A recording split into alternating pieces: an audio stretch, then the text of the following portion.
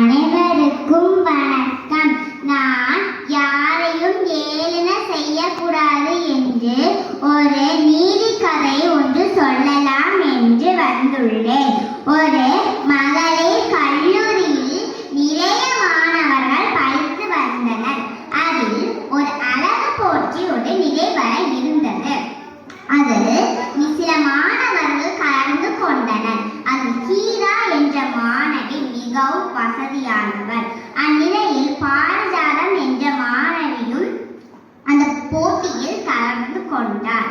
ஒரு நாள் கீதா பாரிஜாதத்தை பார்த்து, நீ எல்லாம் இதில் ஏன் கலந்து கொள்கிறாய்? உன்னிடம் என்ன இருக்கிறது என்று ஏளனம் செய்தார்.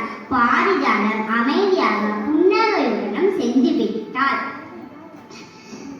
வீட்டிற்கு சென்று அம்மாவிடம் நடந்ததை கூறினார். அதற்கு அவர் அம்மா, நம் இருப்பில் வைத்து உன்னை அழகுபடுத்திக்கொள் என்றார். மஞ்சள், சந்தனம் மற்றும் பயிறுத்தூள் மட்டும் முகத்தை கழுவு என்றார். அம்மாவின் பேச்சை கேட்டு தினமும் தயார் செய்து கொண்டு இருந்தார். ஆனால் கீதாவோ ரசாயன பொருட்களை கொண்டு தயார் செய்து கொண்டு இருந்தார். சில நாட்களில் ஆண்டு விழாவும் தொடங்கியது. கீதாவின் முகத்தில் ஒவ்வாமை மற்றும் வடுக்கள் ஏற்பட்டது. அவளை பார்த்த ஆசிரியர், இந்நிலையில் நீ எல்லாம் கலந்து கொள்ள வேண்டாம் என்று நிராகரித்தார்.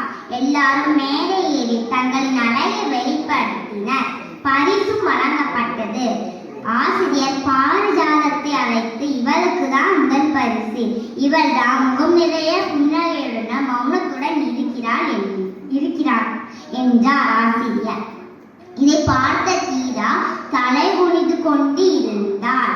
இதிலிருந்து யாரையும் ஏளன செய்யக்கூடாது என்று என் கருத்தை நிறைவேறுகிறேன். நன்றி, வணக்கம்.